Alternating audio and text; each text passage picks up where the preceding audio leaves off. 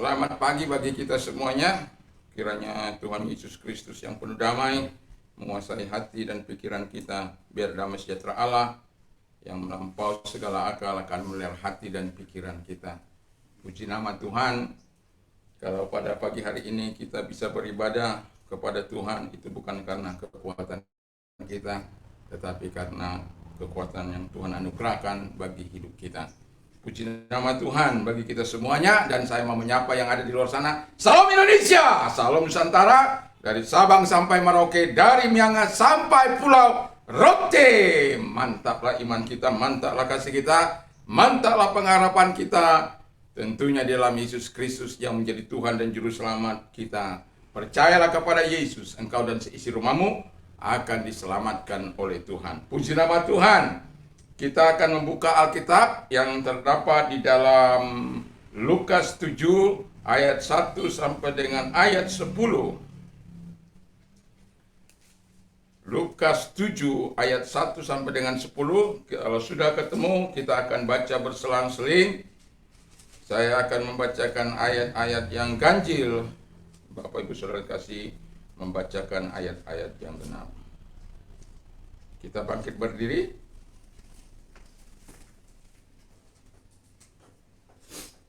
Saya memulai membacanya. Setelah Yesus selesai berbicara di depan orang banyak, masuklah ia ke Kapernaum. Di situ ada seorang perwira yang mempunyai seorang hamba yang sangat dihargainya.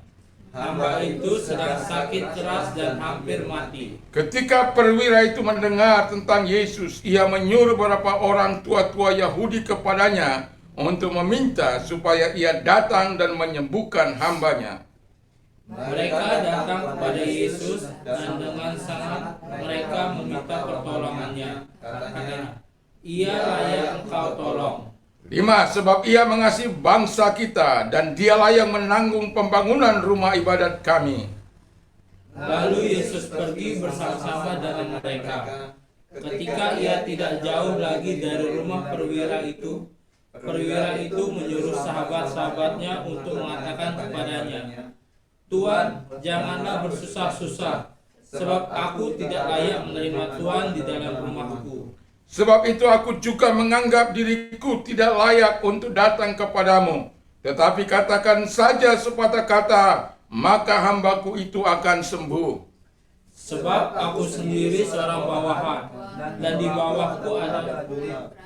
Jika aku berkata kepada salah seorang prajurit itu, pergi, maka ia pergi, dan kepada seorang lagi, maka ia datang.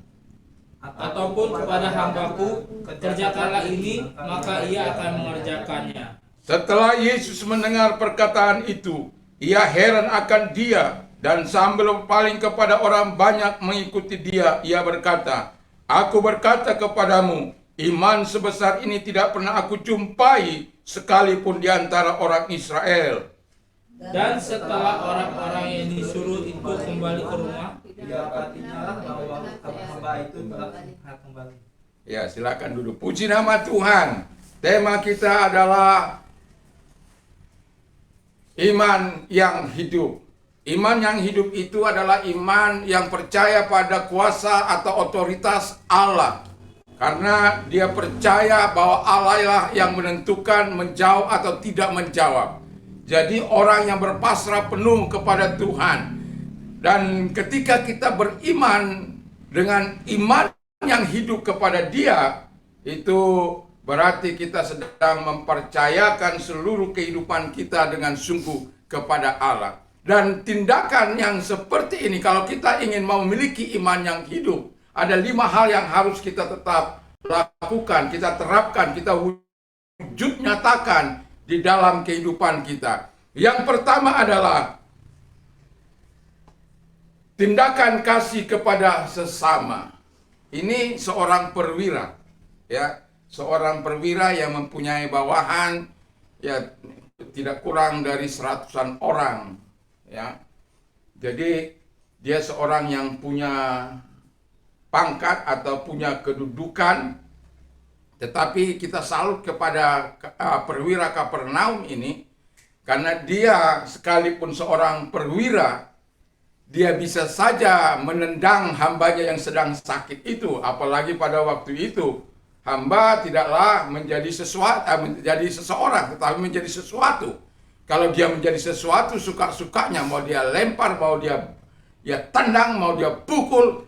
Tetapi kita lihat bahwa perwira Kapernaum ini sungguh-sungguh memiliki hati yang mengasihi. Iman yang hidup diwujud nyatakan dengan kasih kepada sesamanya. Kalau di dalam bahasa Indonesia dihargai, tetapi dalam bahasa Inggris dia katakan dikasihi atau disayangi. Jadi dia sangat mengasihi, dan Alkitab juga mengatakan bahwa ia sangat mengasihi orang-orang Israel pada waktu itu, sekalipun dia adalah di luar orang Israel. Dia bukan orang Israel, sehingga ketika dia nyatakan untuk memohon pertolongan kepada orang lain, kepada Tuhan Yesus, dia mengutus orang-orang yang dikenalnya, orang-orang Israel, karena dia menyadari bahwa posisinya sebagai orang yang bukan Israel, kedudukannya bahkan orang-orang Israel, dan sangat bersikap benci, apatis kepada perwira-perwira yang menjadi prajurit Romawi pada waktu itu. Itu sebabnya ada pemberontakan untuk melawan perwira atau melawan kerajaan Romawi pada waktu itu. Tetapi di sini kita bisa melihat bahwa ia menunjukkan kasihnya kepada hamba yang sedang sekarat.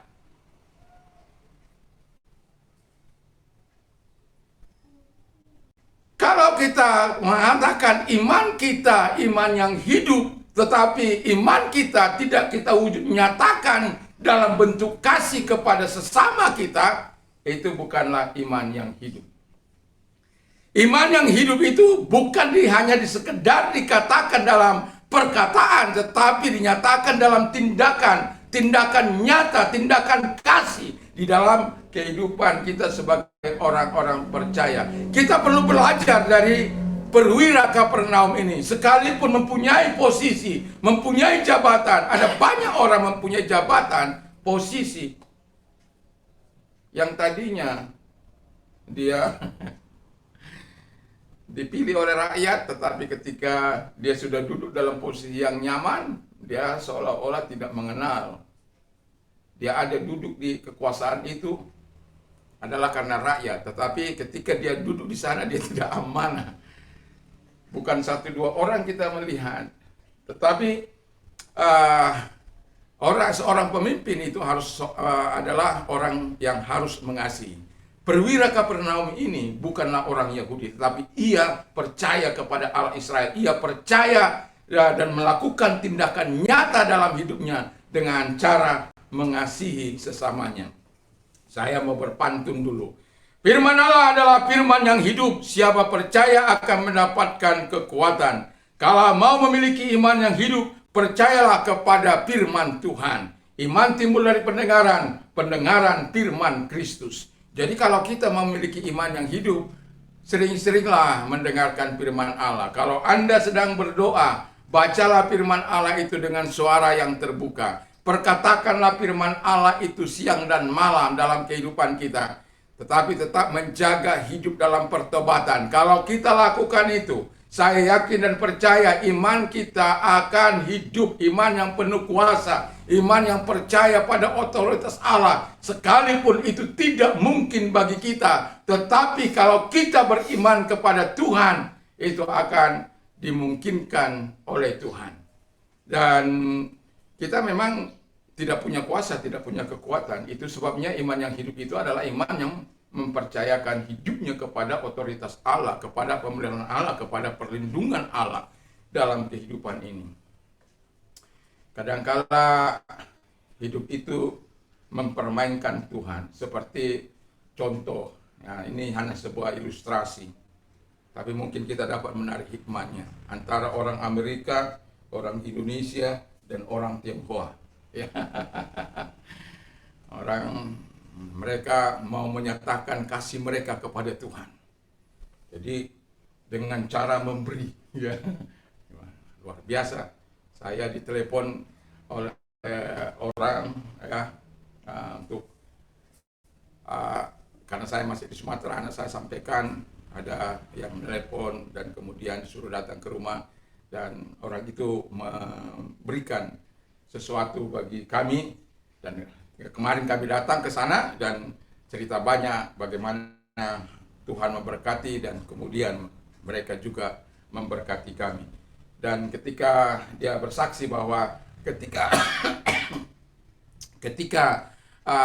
dia diberkati Tuhan, dia teringat kepada kami, itu sesuatu yang luar biasa.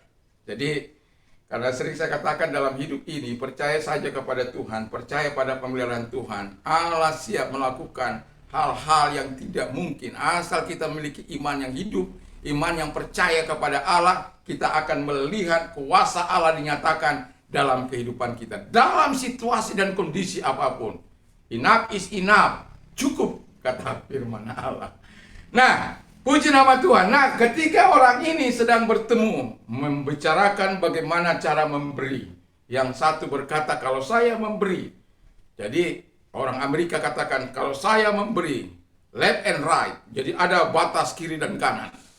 Jadi, mereka jatuhkan uang itu. Kalau jatuh di kiri, di dalam lingkaran kiri atau dalam kiri dan kanan, di antara kiri dan kanan, maka itu milik Tuhan. Kalau dia tidak jatuh di dalam kiri dan kanan itu, maka dia apa yang dilemparkan itu tetap menjadi miliknya. Wah, datang orang Indonesia dengan tak kalah sengitnya juga berkata, hampir sama dengan Anda, tetapi saya akan membuat lingkaran dan saya akan melemparkan uang ataupun apapun yang saya berikan. Kalau jatuh di kotak itu, maka itu akan menjadi milik Tuhan. Tapi kalau jatuh di luar itu tetap milik saya. Lalu yang ketiga, yang tidak kalah serunya, orang Tionghoa. Ini tidak bisa begitu. Tetapi kalau lempar uang ke atas, saya suka memberi banyak. Kalau lempar ke atas, maka kalau ia jatuh, itu tetap milik saya. Tapi kalau dia tertahan di atas, itu berarti milik Allah. Tetapi kalau dia jatuh, itu milik Oe. Jadi, kadangkala kita mempermainkan kasih Allah itu. Alkitab mengatakan kita harus mengasihi dengan perbuatan nyata, dengan tindakan nyata. Iman itu, orang yang beriman kalau tidak ada tindakan kasih dalam kehidupan sehari-hari kepada sesamanya, itu bukanlah iman yang hidup. Itu iman yang mati. Dan kita perlu memiliki iman yang hidup dalam kehidupan ini. Yang kedua, sebelumnya saya mau berpantun tentang kasih. Allah adalah kasih, setiap orang yang percaya harus mengikutinya. Kalau mau hidup dalam kasih, kita harus menerapkan kasihnya. Jadi kita harus ada penerapan kasih. Seperti perwira di Kapernaum ini. Sekalipun dia seorang hamba, dia tahu Yesus itu punya kuasa, dia tahu Yesus itu punya otoritas, dia tahu bahwa Tuhan mampu menolong dia, mampu menolong hambanya. Saya tidak bisa bayangkan perwira ini dalam posisi yang begitu luar biasa, tetapi kasihnya kepada umat itu diwujud nyatakan dengan membangun rumah ibadat, menolong orang-orang Israel, menolong hamba-hambanya yang sakit, dan menjadi berkat. Itu sesuatu yang sangat luar biasa. Ada orang sudah diberkati berlimpah-limpah, tetapi tidak berbuat sesuatu kepada Tuhan. Tidak berbuat sesuatu kepada keluarga, sekalipun dia mampu, sekalipun dia bisa. Tetapi saya mau katakan kepada kita, mari kita mengasihi sesama dengan kasih Kristus. Kalau kita mengasihi Tuhan, kita juga akan mengasihi sesama, mengasihi keluarga, mengasihi orang-orang di sekitar kita. Nggak mungkin kita menunjukkan kasih kita ke Amerika sana sementara kita nggak pergi ke sana. Terkecuali panggilan, ya mungkin. Tetapi Tuhan mengatakan untuk kita menerapkan kasih itu di lingkungan sekitar kita atau kepada keluarga kita dimanapun berada. Puji nama Tuhan. Nah, tindakan kasih, saya ingat bagaimana jemaat di Filipi. Paulus dalam penjara di Roma, tapi mereka mengumpulkan sesuatu lalu memberikan kepada Paulus yang di penjara melalui Epaphroditus. Mereka utus Epaphroditus untuk menyampaikan persembahan kasih mereka. Dan Paulus sangat berterima kasih, bukan karena pemberian itu dia berterima kasih, tetapi maksud saya bukan dalam hanya itu saja, tetapi karena mereka mau bertumbuh di dalam iman mereka, dalam kasih mereka. Kepuasan seorang hamba Tuhan, sukacita seorang hamba Tuhan apabila mereka bertumbuh dalam iman dan menyatakan dalam perbuatan kasih. Karena ada banyak katakan, saya beriman, tetapi perkataan-perkataan sia-sia, perbuatan omong kosong dan lain sebagainya. Tapi mari kita belajar seperti seorang perwira Kapernaum ini, yang sekalipun punya posisi, tetapi ia hidup dalam kasih, mengasihi sesamanya yang ada di lingkungannya, yang ada di sekitarnya, dan dapat dirasakan oleh orang-orang di sekitarnya. Nanti kita akan lihat bagaimana orang-orang di sekitarnya yang siap menolong dia, yang siap membantu dia, dan melakukan segala sesuatu yang diminta tolong oleh dia kepada Yesus melalui orang-orang yang dapat diutusnya kepada Yesus. Kita tahu orang Israel sangat tidak menyukai orang-orang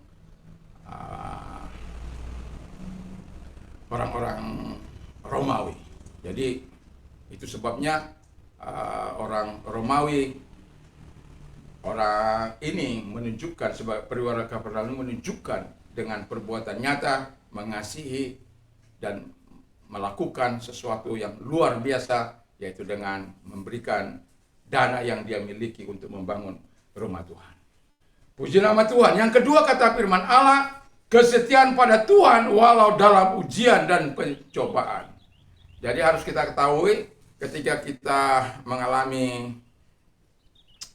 ujian dan pencobaan itu agak sedikit berbeda. Tapi sebelumnya saya akan katakan demikian. Tetap setia pada Tuhan walau sedang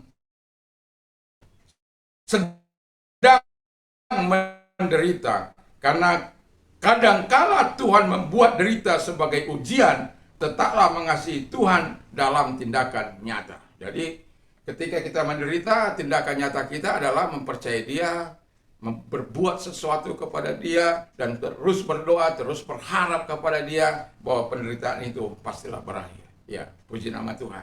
Nah, jadi kita dalam situasi dan kondisi apapun, baik itu sakit, baik itu kelaparan, baik itu penderitaan, baik itu dalam aniaya, kita harus tetap setia kepada Tuhan. Kesetiaan itu karena kita memiliki iman yang hidup. Kesetiaan itu harus kita tunjukkan dalam situasi dan kondisi apapun, termasuk dalam ujian dan percobaan. Ujian itu adalah sesuatu yang akan menghasilkan kenaikan iman bagi kita. Tetapi pencobaan biasanya akan meruntuhkan iman kita. Nah, kita akan tentu tahu apakah ini percobaan, apakah ini ujian. Ketika biasanya setan itu mencobai kita, melemahkan kita, untuk membuat kita tidak berharap, tidak percaya, tidak beriman kepada Yesus. Sementara Yesus akan mengajar kita untuk tetap percaya kepada Dia.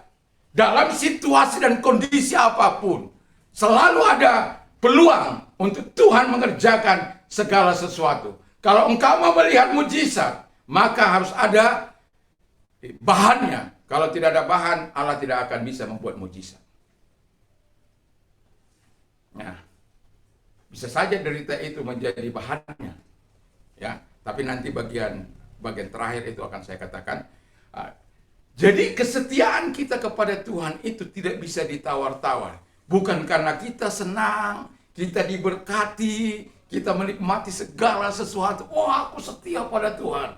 Tapi ketika mengalami persoalan, kenapa? Why Lord? Why me? Why me? Why me? Kenapa enggak orang lain? Aku sudah setia berdoa, aku sudah setia bayar perpuluhan, aku sudah setia melakukan yang terbaik bagi Tuhan. Tapi mengapa aku mengalami ujian ini?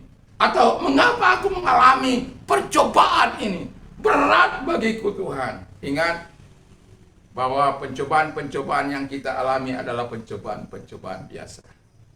Dan ketika engkau mengalami pencobaan, Allah akan terus memberikan jalan keluar bagi hidup kita. Tetap setia pada Tuhan. Kalau kita sedang ujian, wow, itu tanda peningkatan sesuatu yang sangat luar biasa. Ingat saja bagaimana Sadrak, Meshach, Abednego dalam proses imannya yang mempercayai Allah. Israel itu disuruh menyembah Allah, tetapi Allah ilah orang Israel atau patung yang didirikan oleh Nebukadnezar diberikan kesempatan bagi mereka untuk menyangkal, tetapi mereka tidak mau menyangkal. Karena apa? Mereka tahu Allah pembela mereka. Iman mereka, iman yang hidup. Bukan iman abal-abal, bukan iman kaleng-kaleng, tapi iman yang hidup yang harus meyakini bahwa di balik semua derita yang akan mereka alami, kesetiaan Allah akan ada bersama mereka. Itu sebabnya mereka tetap setia sekalipun maut menjadi ancaman. Bisa saja dengan iman mereka yang hidup itu akan memisahkan nyawa mereka dengan tubuh mereka. Tetapi mereka tidak peduli. Mereka lebih percaya kepada Allah.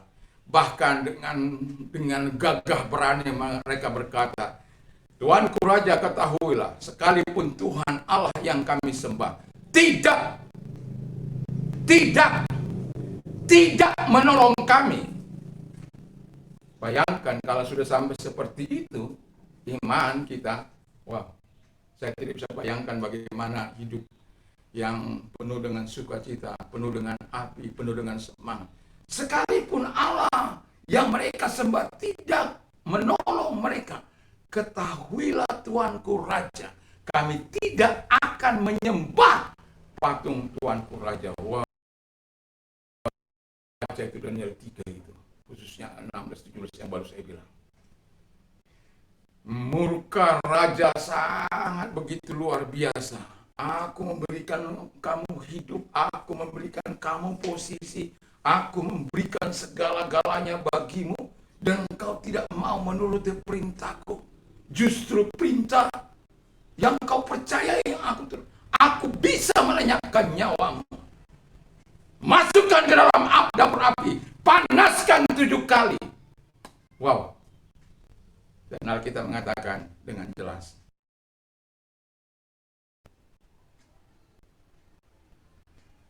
yang mengangkat mereka itu mati. Tapi karena mereka setia kepada Allah di dalam ujian itu, dan Tuhan pun Allah yang setia itu menolong mereka. Mereka menari-nari di dapur api itu. Lalu Nebukadnezar yang begitu luar biasa, dia, tadi kan kita masukkan, kok yang lain nggak lihat ya? Karena dia yang punya otoritas, dia punya wewenang. Tadi yang kita masukkan berapa? 3 Tuanku Raja. Loh, kok yang kau lihat itu 4? Rupa yang satu seperti dewa. Matikan dapur api. Matikan. Lalu mereka lihat. Sehat-sehat. Yang lain sudah mati, yang mengangkat saja mati. Mereka yang ada di dalamnya nggak mati, nggak kena apa-apa. Kesetiaan Anda kepada Tuhan itu membuat orang bisa menyaksikan iman Anda. itu bisa mengubah hidup orang lain. Itu bisa membuat mukjizat yang sangat luar biasa dalam kehidupan. Akhirnya kita tahu bahwa kalau ada yang menghina Allah Sadrak, Mesakh, Abednego, maka akan dihancurkan. Kita lihat Daniel. Dalam kesetiaannya kepada Tuhan dengan iman yang hidup itu, dia menyerahkan hidup kepada Tuhan. Dia tidak neka-neko, dia tidak korupsi. Sekalipun 120 menteri, mereka semua sepakat karena tidak apa? Karena untuk korupsi. Korupsi berjamaah. Indonesia ini bukan kurang kaya apa sih? Tetapi pejabat-pejabat dari pegawai negeri, dari tingkat yang terendah sampai yang tertinggi di sana itu, para menteri. Siapa yang tahu? Mereka korupsi. Yang ketahuan saja lagi apa mereka?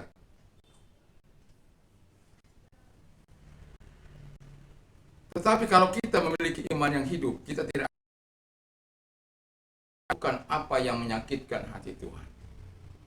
Karena kita tahu kesetiaan Allah yang kita miliki, yang kita nikmati, dan kita diajar untuk setia dalam segala sesuatu, baik dalam situasi yang tidak menyenangkan, walaupun dalam hidup menderita mungkin, ya. Kita tidak diperbolehkan untuk melakukan apa yang jahat di mata Tuhan. Karena ada banyak orang dalam saat menderita, mereka melakukan yang jahat di mata Tuhan. Bahkan menghilangkan nyawa orang.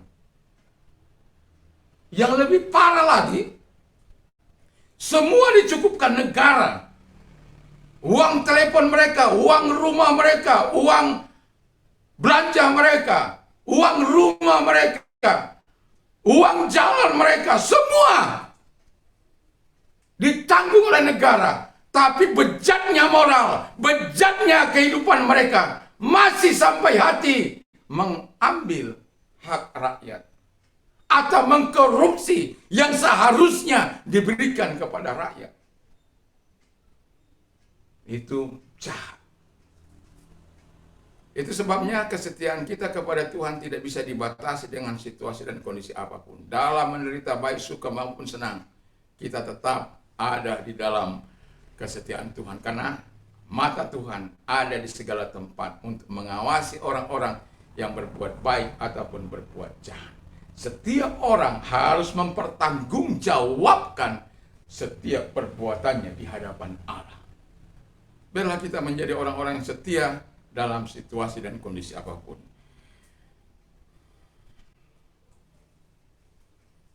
Yang ketiga, ya, iman yang hidup itu dipraktekkan dalam wujud kerendahan hati kepada Tuhan dan sesama. Kita bacakan dulu, ya, ayat 2 dan 3 sudah kita bahas, ayat yang ke-6 sekarang. Lalu Yesus pergi bersama-sama dengan mereka ketika ia tidak jauh lagi dari rumah perwira itu. Perwira itu menyuruh sahabat-sahabatnya yang untuk mengatakan kepadanya, "Tuan, janganlah bersusah-susah sebab aku tidak layak menerima Tuhan di dalam rumahku." Wow. Ini orang yang rendah hati. Sekalipun dia seorang perwira, kita tahu banyak perwira-perwira itu seperti yang baru terjadi, harus dilayani. Sebenarnya pemimpin itu harus melayani, tapi kalau di aparat kepolisian itu mereka harus dilayani. Sampai ajudan bisa 10 itu sampai 12, saya nggak tahu lagi. Lebih-lebih presiden. Tapi kalau kita sebenarnya orang-orang yang rendah hati, saya yakin dan percaya kita bukan untuk dilayani, tetapi melayani. Kalau engkau mau menjadi yang terbesar, harus hidup melayani. Kalau engkau menjadi terkemuka, harus siap menjadi hamba bagi semua orang. Oh, maka orang akan berkata, kok enak sekali saya capek-capek, kok harus menjadi hamba, menjadi pelayan. Ya, itu memang seharusnya kita sebagai pemimpin harus siap melayani, harus siap melakukan yang terbaik bagi orang-orang yang dipimpin. Tetapi kadangkala seperti firman Allah katakan, pemerintah dunia itu menggunakan tangan besi, tapi pemerintahan ilahi harus menggunakan kasih. Haleluya. Jadi kerendahan hati siapa yang tahu? Hanya Tuhan. Tapi dari perbuatan orang-orang di sekitar kita bisa melihat. Wira ini berkata kepada sahabat-sahabatnya, udah diutus yang lain, karena sudah mau dekat, pergi ke sana, pergi. Tolong. Bilang aja sama Tuhan Yesus. Gak usah datang ke rumahku. Dia merasa tidak layak.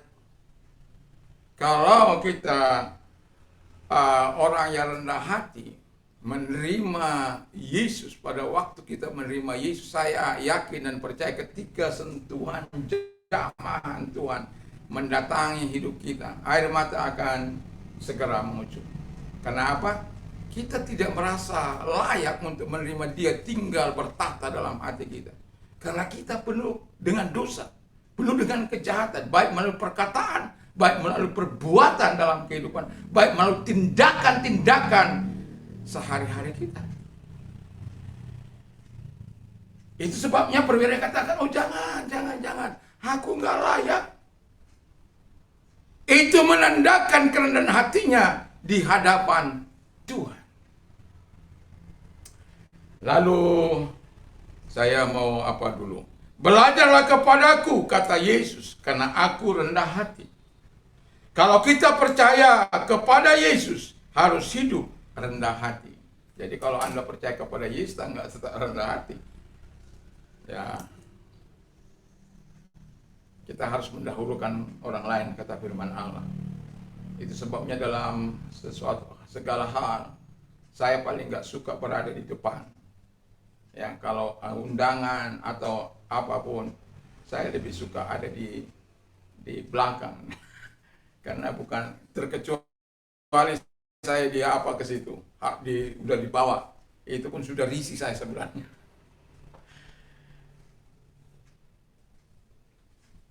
Tapi kita sebagai orang yang percaya, kita harus belajar seperti Yesus. Ya. Dan Yesus adalah teladan kita yang sempurna. Dia penyelamat kita, Dia rendah hati sekalipun Dia Tuhan. Dan Dia mengajarkan teladan bagi kita. Sekalipun orang tidak mempercayai, silakan Anda tidak mempercayai. Tapi doa saya supaya Anda terjamah oleh Tuhan, supaya Anda bisa menikmati sukacita yang limpah. Jiwa Anda mengalami kepuasan, karena firman Allah katakan, marilah kepadaku hai kamu yang letih lesu dan berat, aku akan memberikan kelegaan bagimu. Kadangkala karena jiwa ini tidak disentuh oleh Tuhan, oleh Yesus Kristus, maka orang akan mengalami kesombongan atau hidup dalam kesombongan. Mengalami frustrasi, mengalami tekanan, dan pada akhirnya mempertahankan diri dengan caranya sendiri. Tapi kalau kita orang yang rendah hati, kita tahu kepada siapa kita percaya, kepada otoritas yang maha tinggi itu. Karena kita memiliki iman yang hidup. Iman yang hidup itu dinyatakan dengan kerendahan hati di hadapan Tuhan. Saya berharap kerendahan hati Tuhan tetap tinggal di dalam hidup kita. Yang ketujuh, ayat yang ketujuh dikatakan, sebab itu aku juga menganggap diriku tidak layak untuk datang kepadamu, tapi katakan saja sepatah kata, maka hambaku itu akan sembuh. Haleluya. Yang keempat dinyatakan percaya pada kuasa perkataan Yesus. Ada banyak orang yang mendatangi YouTube saya, dan orang berkata, orang dari sebelah sana berkata, bahwa Yesus itu hanya sebagai utusan, dia bukan Tuhan, kamu terkutuk. Menjadikan Yesus menjadi Tuhan. Ya. Mau apapun kata mereka, Yesus itu adalah Tuhan. Dan karena Alkitab mengatakan demikian. Dan kalau kita sebagai orang percaya kepada dia, kita diselamatkan, kita tidak dipermalukan. Kita tidak perlu membalas mereka dengan umpatan-umpatan, tidak perlu. Seperti yang mereka lakukan. Nggak perlu.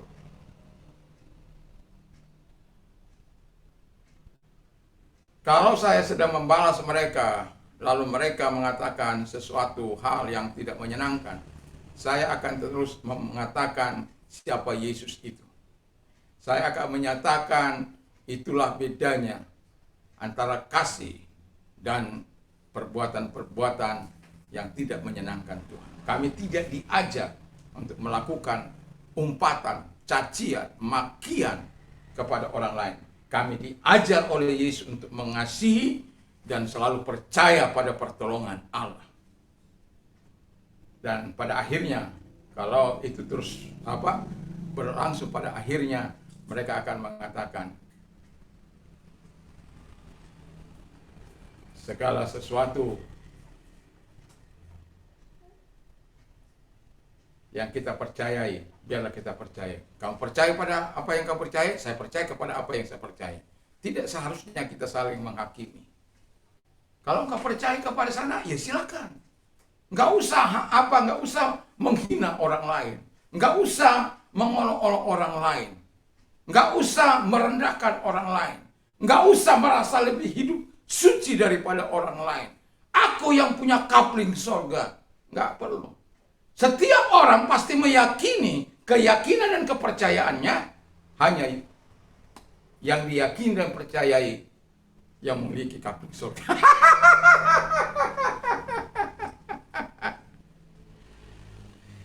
Dan perwira ini percaya pada perkataan Yesus. Itu bukan tanpa alasan. Karena dia sebagai pejabat, di bawahnya seperti saya katakan tadi, di atas kira-kira ada 100 orang prajurit di bawah dia. Dan kalau dikatakan kepada prajurit itu, pergi ke sana, dia akan pergi. Ambil itu, dia akan ambil. Berlari, dia akan berlari. Kerjakan ini, dia akan kerjakan. Tanpa harus mengatakan, tolong ya, enggak. Tolong kau ambil itu ya, enggak perlu. Dia berkata seperti itu kepada prajurit. Enggak perlu. Perintah apa yang katakan oleh dia kepada prajurit, dia akan lakukan. Kalau katakan pergi, dia akan pergi. Datang, dia akan datang. Berlari, dia akan berlari. Kejar itu, dia akan kejar. Dan itu sebabnya dia mengerti betul arti kekuatan, arti kuasa perkataan. Itu sebabnya dia katakan, nggak perlu datang ke rumah. Katakan saja. Sepatah kata, kalau engkau katakan sembuh kepada dia, akan sembuh. Dan itu juga yang akan saya katakan kepada abang saya yang sedang terbaring di rumah sakit. Minta supaya Tuhan mengatakan, katakan saja Tuhan sepatah kata. Miliki iman yang hidup itu. Anda sudah punya bahan. Percaya kepada Tuhan, hidup dalam pertobatan.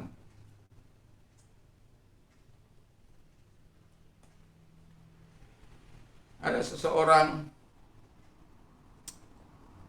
yang ketika dia mengalami sakit jantung, dia berkata, daripada uang ini aku pakai untuk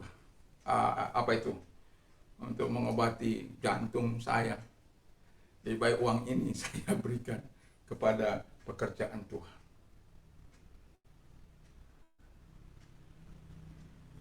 Di luar logika. Sementara dia harus pasang ring, tetapi dia tidak mau pasang ring.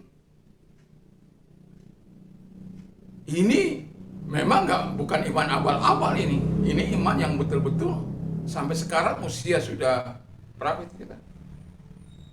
87 ya? 86 tahun.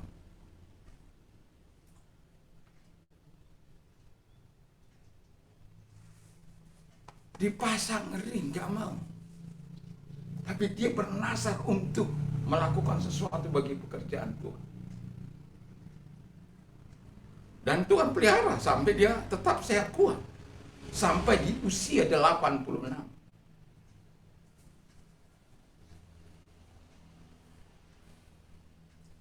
Apa yang tidak mungkin akan menjadi mungkin bagi orang-orang percaya. Itu sebabnya miliki iman seperti iman Kapernaum ini. Dia tidak meminta untuk dirinya, tapi meminta untuk orang lain. Apalagi engkau meminta untuk dirimu, untuk kesembuhan dirimu. Saya yakin ketika engkau meminta dengan segala kerendahan hati, hidup seturut dengan firman, hidup dalam ketaatan, saya yakin dan percaya Tuhan akan menyembuhkan. Kalau ada di antara Anda yang sakit hari ini, mendengarkan firman Allah ini, miliki iman yang teguh, miliki iman yang hidup ini, seperti iman Kapernaum ini, perwira di Kapernaum ini. Saya mau katakan Allah tidak pernah berdusta dengan firman-Nya. Manusialah yang tidak setia, manusialah yang tidak taat kepada Dia, sehingga kita tidak melihat kuasa perkataannya, kuasa firman-Nya yang telah kita miliki ini. 31.176 ayat, 1189 pasal, 39 perjanjian lama, 27 perjanjian baru. Di mana kita berdiri? 8.500 lebih kurang janji-janji berkat-Nya, termasuk kesehatan, termasuk mujizat-Nya, bisa terjadi bagi kita. Miliki iman yang teguh seperti iman Kapernaum ini. Saya mau katakan, ketika engkau percaya pada kuasa perkataan Yesus, engkau akan menikmati kuasanya, engkau akan menikmati perubahan. Baik itu dalam bisnismu, baik itu dalam usahamu, baik itu dalam pekerjaanmu, baik dalam hal-hal yang kau harapkan supaya itu terjadi. Tapi banyak kali orang tidak percaya pada kuasa perkataan Yesus. Iya apa iya, iya apa iya, iya apa iya.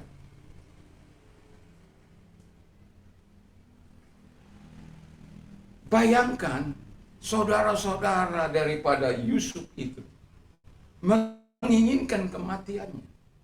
Tapi Tuhan punya cara untuk tetap menghidupkan dia. Sehingga di antara saudara-saudaranya itu ada yang berbelas kasihan. Lalu kemudian walaupun dijual kepada pedagang Midian,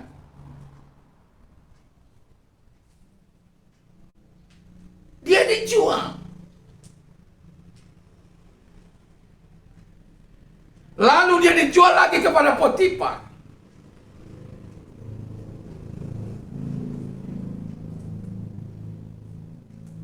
Malam. Tapi sebenarnya Tuhan sedang mempersiapkan sesuatu yang besar bagi dia. Alkitab katakan, kemanapun dia ada, Tuhan selalu menyertainya, dan Tuhan selalu membuatnya berhasil. Wow. Jadi jangan andalkan kekuatan kita sendiri dalam hidup ini. Belajar mengandalkan Tuhan. Belajar untuk hidup mengandalkan Tuhan. Dalam situasi dan kondisi apapun. Allah punya cara, selalu punya cara untuk menolong kita. Jangan pernah membatasi kuasa Allah. Jangan pernah merendahkan Yesus dalam kehidupanmu. Kuasanya, kuasa perkataannya dalam kehidupanmu. Itu sebabnya saya mau katakan kepada kita, katakan firman Allah itu. Iman timbul dari pendengaran firman Kristus. Ketika Anda memperkatakan firman Allah, satu contoh, Allahku akan mencukupi segala kebutuhan menurut kekayaan dan kemuliaan dalam Kristus Yesus. Memang Alkitab katakan yang alami dulu datang, baru yang rohani. Ketika engkau memperkatakan itu, ketika dia telah menjadi rima, yang logos itu menjadi rima, Anda akan melihat kekuatan dan kuasa firman Allah itu. Ketika saya mengalami hal yang sangat berat, Filipi 4 ayat 13 pasti selalu datang. Segala perkara dapat kutanggung di dalam Dia yang memberikan kekuatan kepadaku. Itu secara otomatis akan memenuhi otak saya, pikiran saya, hati saya. Dan pada akhirnya saya katakan, berikan aku kekuatan dalam menghadapi masalah ini. Aku tetap percaya padamu, aku tetap percaya pada firman-Mu, aku tetap percaya pada kuasa-Mu, aku tetap percaya aku ada dalam pemeliharaan Allah. Sebab patir itu, sebab Bapa itu, ya, kita tahu Bapa selalu dalam Alkitab, Bapa itu sebagai upholder, sebagai penopang, sebagai penyokong. Kalau engkau lemah di topangnya, ketika engkau mengalami mungkin lesu di topangnya. Atau yang kedua, dia itu protector, seperti yang dilakukannya kepada Sadrak, Mesak, Abednego, Daniel. 120 menteri mencoba mencelakai dia, tetapi kemudian Tuhan menyatakan kuasanya kepada mereka. Dia melindungi. Jadi nggak usah takut dengan ancaman, nggak usah takut dengan segala hal. Kalau tidak seizin Tuhan, tidak ada satu kekuatan yang dapat menyentuh kehidupan kita. Percaya pada Tuhan, percaya pada perlindungannya. Tautkan hati kita kepada Tuhan, intimkan hubungan kita dengan Bapa di surga melalui doa, melalui pembacaan firman Allah, melalui share sesuatu kepada orang-orang yang dikasihi, atau kepada orang-orang yang tidak dikasihi juga, dengan mewujudkan kasih Kristus itu.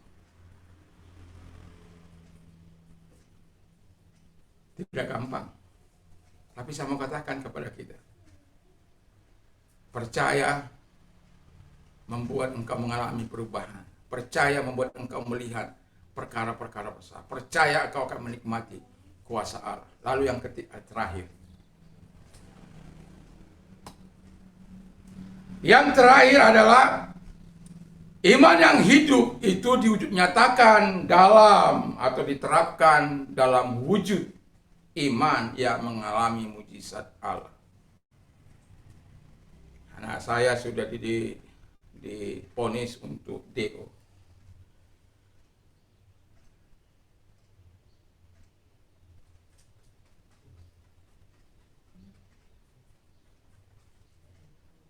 Itu bukan sesuatu yang menyenangkan kalau kita dengar anak kita akan DO dari perguruan tinggi. Dia bukan kurang pintar. Dia pintar, IP-nya tinggi-tinggi.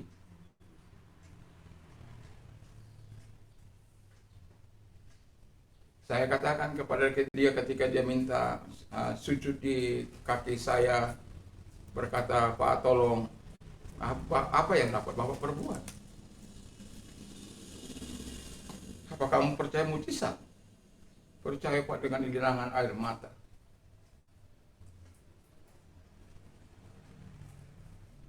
Dengan linangan air mata dia berkata, aku percaya. Padahal selama ini, berapa tahun dia melakukan itu? Ada saja perubahan yang dilakukan oleh dosen-dosennya. Yang ganti dosen lah, yang judulnya tidak sesuai dengan kemampuannya lah. Dan macam-macam.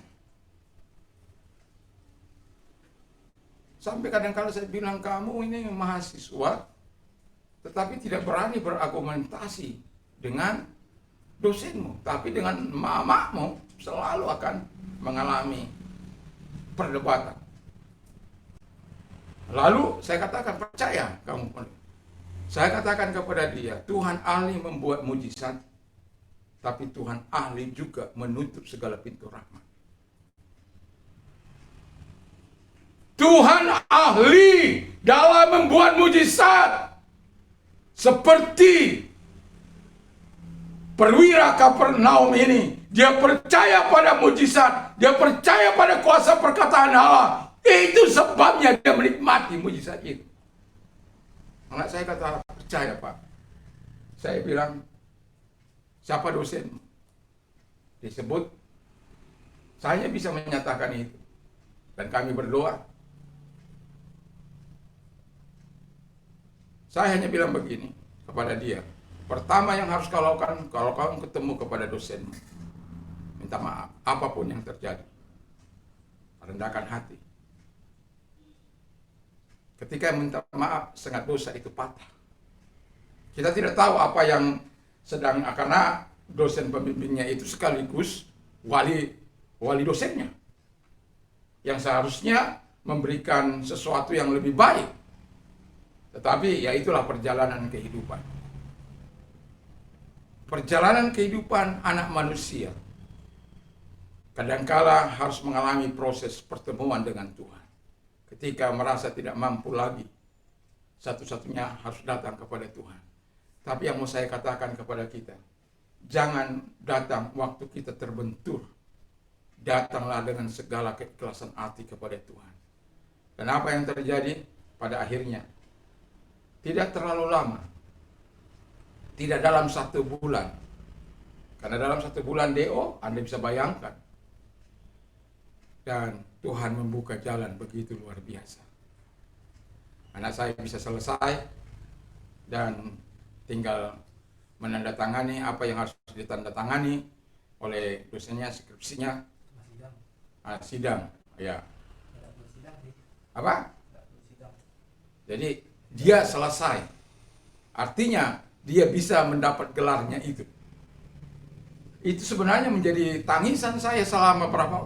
Karena dia nggak pernah mau minta doa sama bapaknya. Orang lain datang minta doa, dia sendiri nggak pernah minta doa sama bapaknya. Pak, doakan Pak ya. Nggak pernah. Makanya saya bilang, kalau engkau sudah terbentur, baru kau datang. Kalau Bapak mah percaya pada mujizat, selalu percaya pada mujizat. Tapi karena saya percaya pada Tuhan, apa? Kalau nggak ada bahan, nggak pernah ada mujizat. Walaupun kadang-kala itu tidak menyenangkan, tapi Tuhan hanya bisa melakukan mujizat kalau ada bahannya. Iman adalah dasar segala sesuatu yang kita harapkan, bukti segala sesuatu yang tidak kita lihat. Kalau dalam bahasa Inggrisnya, substance itu adalah bahan. Haleluya. Malam itu saya datang kepada Tuhan, istri saya sudah tidur. Tuhan jamah hati dosennya. Jadi setiap kali dia bagaimana perkembangannya, saya akan tanya. Dan begitu mudah. Begitu mudah. Jadi berapa tahun ini di mana dia? Di mana kebaikan Tuhan itu? Di mana kemurahan Tuhan itu? Di mana pertolongan Tuhan itu? Mungkin Tuhan begini bilang sama saya. Anakmu aja gak...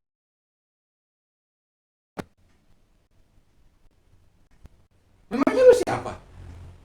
Bapaknya.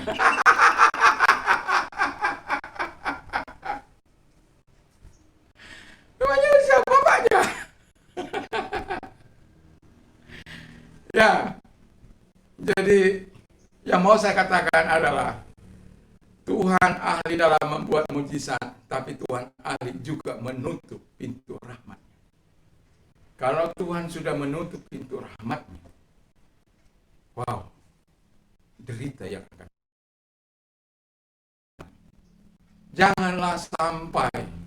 Janganlah sampai ketika semua sudah tertutup baru kita datang kepada Tuhan.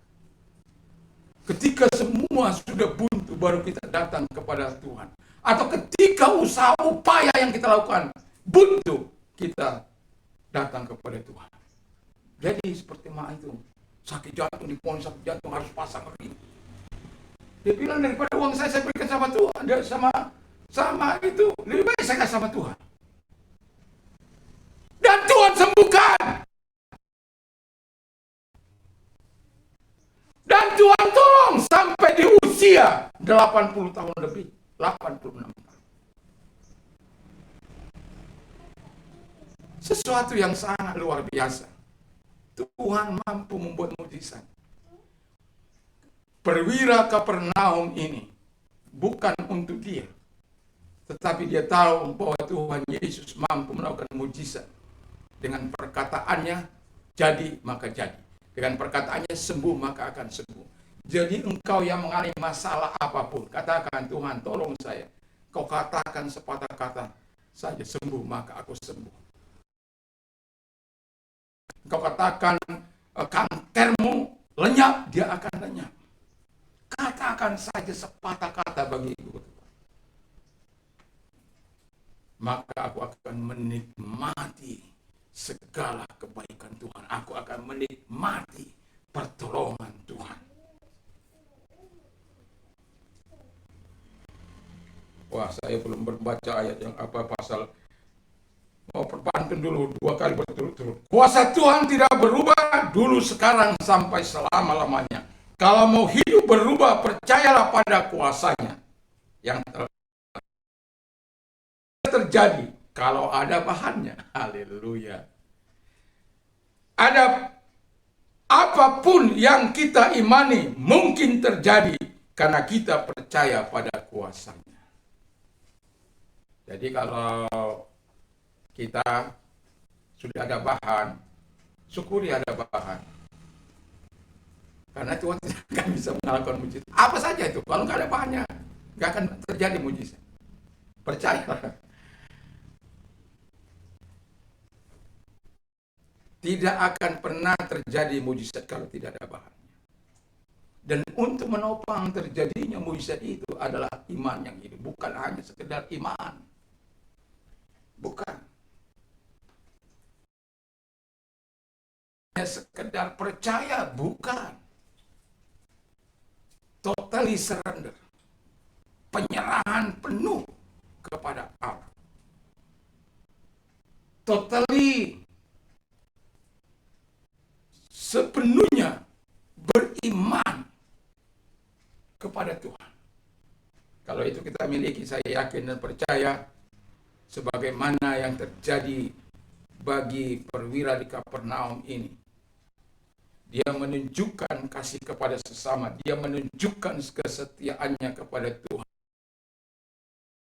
menunjukkan kerendahan hatinya, dia menunjukkan kepada kita bahwa dia percaya pada kuasa perkataan Yesus.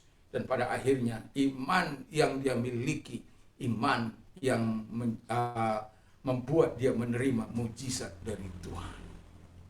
Walaupun bukan untuk dia, tetapi pada saat Yesus mengatakan, aku tidak pernah menemukan iman sebesar ini di tengah-tengah orang Israel sekalipun, karena dia bukan orang Israel.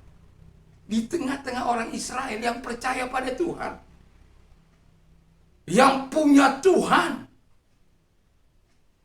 tapi nggak pernah menemukan iman sebesar itu. Dengan perkataan itu, maka terjadilah mujizat Tuhan. Apa yang sedang kita harapkan hari ini, pada saat ini? Apakah engkau dalam situasi ekonomi lesu, situasi yang dampak buruk, atau situasi yang sedang penderitaan, atau situasi yang Anda alami sakit yang telah diponis oleh dokter tidak mungkin sembuh, tidak mungkin lagi mengalami pemulihan. Dokter boleh menyerah, dokter di bumi ini boleh menyerah, tapi ada dokter di atas segala dokter, yaitu Yesus, tabib di atas segala tabib, yang tidak pernah mengatakan, aku angkat tangan karena engkau sudah stadium 4. Aku angkat tangan karena engkau tidak ada harapan lagi untuk hidup. Aku angkat tangan karena baru sekarang engkau datang. Aku angkat tangan setelah engkau hancur-hancuran, engkau baru datang. Aku angkat tangan karena tidak bisa memuliakan engkau, Tapi Tuhan tidak berkata seperti itu. Dia, engkau punya bahan, Allah siap melakukan mujizatnya. Asal engkau miliki seperti apa yang dimiliki oleh perwira Kapernaum ini. Kalau engkau memiliki apa yang dimiliki perwira Kapernaum ini, saya yakin dan percaya pertolongan Tuhan akan datang kepada Anda. Mujizat Tuhan akan datang kepada Anda. Dan segala kebaikan-kebaikan Tuhan akan datang kepada Anda. Mari kita belajar kepada perwira Kapernaum, bukanlah dari orang Israel. Seorang yang punya kedudukan, tapi dengan segala keikhlasan hatinya, dengan segala kekuatan yang dia miliki, yang diberikan, dianugerahkan Allah kepadanya, dia terus bertahan untuk tetap hidup di dalam anugerah kasih Allah. Semoga kita semuanya tetap hidup dalam anugerah yang terus-menerus kita nikmati dalam hidup ini, dan sekaligus kita akan terus mencintai Tuhan sampai Tuhan memanggil kita dari muka bumi ini. Puji nama Tuhan. Saya tidak akan panjang lebarkan. Saya undang kita bangkit berdiri. Kita akan akhiri ibadah kita pada saat ini.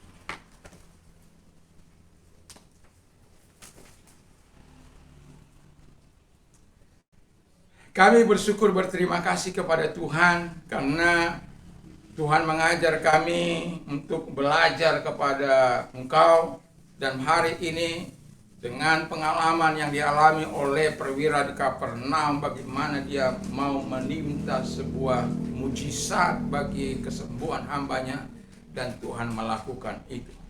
Dan terima kasih Bapa di surga karena Tuhan tidak lalai menepati janji-Mu. Kalau ada bahan kami, maka kami akan bisa melihat mujizat Allah selama iman kami, iman yang hidup, iman yang mengandalkan Tuhan, yang didasari dengan pertobatan yang sungguh kepada Bapa di surga dalam nama Yesus. Tidak ada yang tidak mungkin bagi orang percaya, tidak ada yang tidak mungkin bagi orang-orang yang mengandalkan Tuhan. Tidak ada yang tidak mungkin bagi Tuhan.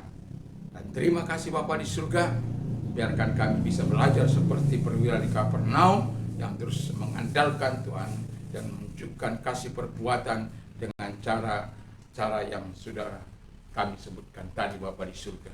Banyak hal yang bisa kami lakukan, menolong sesama, banyak hal yang bisa kami lakukan dalam kerendahan hati, dalam kesetiaan, dalam percaya pada kuasa perkataan, dan kami bisa melihat mujizat Tuhan. Terima kasih, kami sungguh bersyukur, kami berterima kasih kepada Bapa di surga, dan biarkan kasih Tuhan senantiasa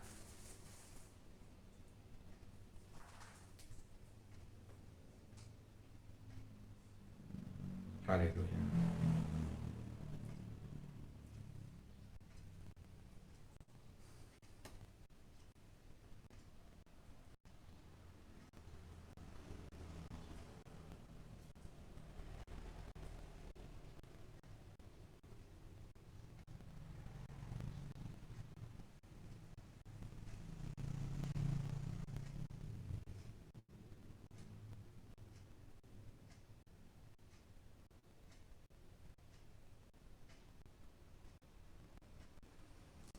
Terpujilah Engkau Tuhan.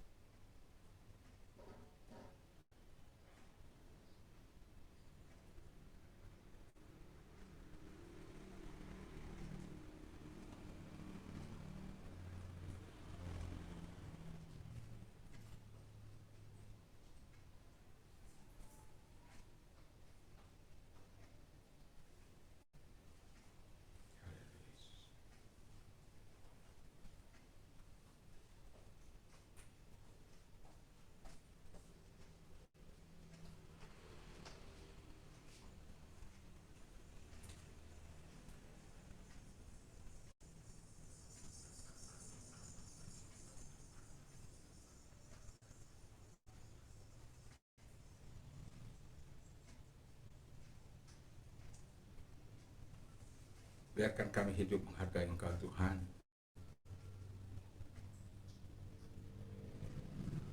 Biarkan kami hidup mengasihi Engkau. Biarkan kami tidak mempermainkan saat kami menerima doa berkat-Mu Tuhan. Terima kasih Bapa di surga. Terima kasih.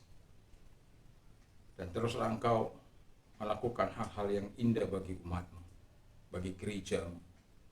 Ketika mereka minta pertolongan, biarlah Engkau menjawab doa-doa mereka Bapa di surga. Kami datang ibadah bukan hanya kegiatan rutinitas, tapi kami ibadah dengan hati yang sungguh di hadapan Bapa di surga. Kami yakin dan kami percaya kepada-Mu Tuhan. Engkau Allah yang hidup, yang melihat setiap hati sanubari kami, iman kami, kesungguhan kami ketika kami datang kepada Tuhan. Kalau kami kurang sungguh datang kepada-Mu, ampuni kami. Biarlah kami belajar seperti perwira Kapernaum ini Tuhan, yang mempercayakan kehidupan pada otoritas-Mu, pada kehendak-Mu, pada wewenang-Mu. Terima kasih Bapa di surga, sehingga kami tidak mempermainkan kasih karunia-Mu di dalam kehidupan ini dengan acuh tak acuh saat orang berdoa. Terpujilah Engkau, dan kami tetap yakin dan kami tetap percaya kepada-Mu Tuhan. Di dalam nama Tuhan Yesus Kristus, kami sungguh bersyukur. Dan mereka-mereka yang sakit, hamba mau berdoa kepada mereka. Tuhan, bagi Anda yang sakit, taruh di tempat yang sakit, saya akan berdoa kepada Anda. Baik yang ada di luar sana, dalam nama Tuhan Yesus, Engkau melihat setiap tangan yang ditaruh di tempat yang sakit. Ulurkan tangan-Mu yang penuh belas kasihan itu. Kalau Engkau mampu menjamah hamba seorang perwira Kapernaum ini Tuhan, Engkau tidak pernah berubah dahulu, sekarang sampai selama-lamanya. Engkau tidak mengenal jarak, ruang maupun waktu.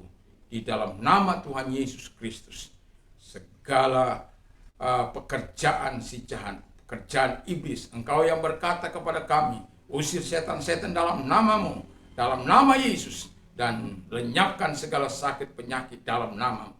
Terima kasih Bapa di surga. Di dalam nama Yesus, segala sakit penyakit yang mereka derita, kanker, ginjal, jantung koroner, dan berbagai sakit penyakit yang tidak dapat kami sebutkan, buta, tuli, bisu, tuli mendengar, bisu berkata-kata, lumpuh berjalan, lepra tahir, kanker sembuh, di dalam nama Tuhan Yesus Kristus.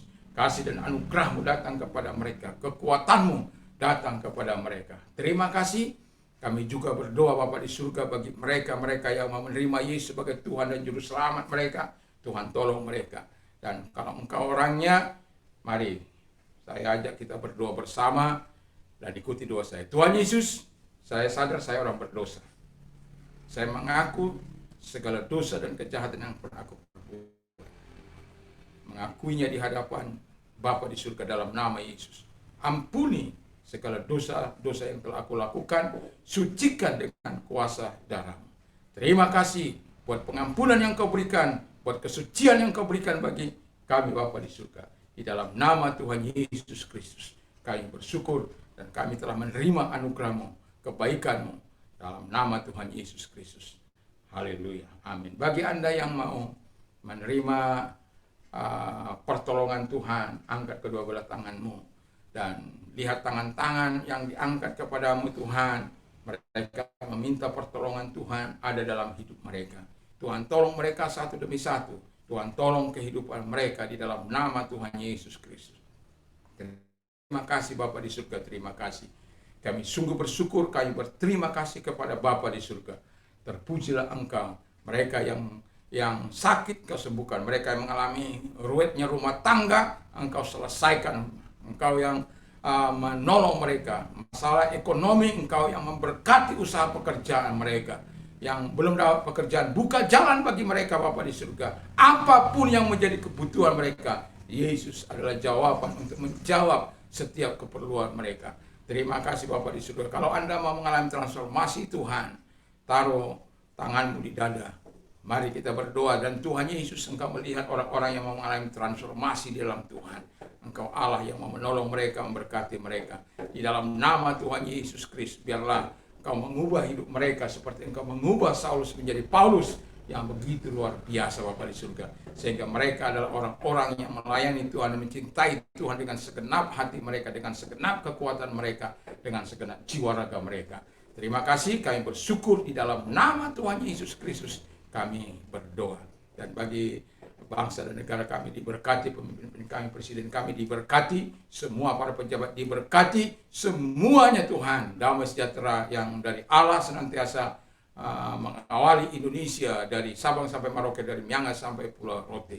Dan masa pemilu yang akan datang 2014 kami tetap serahkan dalam tangan Tuhan, dan sehingga orang-orang berkampanye dengan baik, tidak melakukan hoax, tidak melakukan hal-hal yang manipulatif, tidak melakukan kekerasan, tidak melakukan provokasi, tapi hidup dalam damai, siap menang, siap kalah, dan sehingga yang menang tetap tidak sombong, yang kalah tetap mau menolong, membantu, dan sehingga Indonesia tetap aman, damai, sentosa di dalam nama Tuhan Yesus Kristus. Terima kasih, kami bersyukur dalam nama Tuhan. Sekarang pulanglah dengan membawa damai sejahtera daripada Tuhan Yesus Kristus, kecintaan Bapa dalam surga, persekutuan kuat kuasa Roh Kudus menyertai kita mulai saat ini sampai Maranatha, dalam nama Yesus. Haleluya. Amin.